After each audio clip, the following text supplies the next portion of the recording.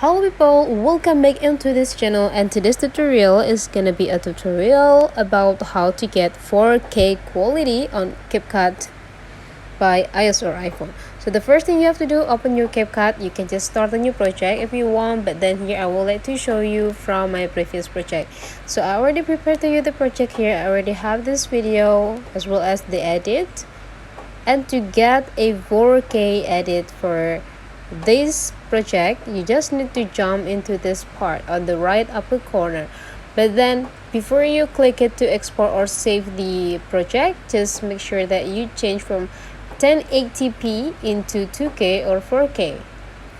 And you need to consider that the higher the resolutions that you set, it will be also get a bigger size for your file, so it will be take a larger storage on your phones too. But then if you are already deal with it, now you are ready to export it by click this part.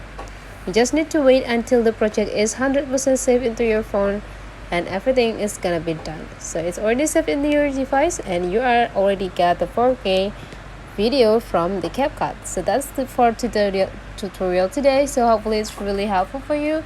So don't forget to leave some comment, like, and subscribe into this channel.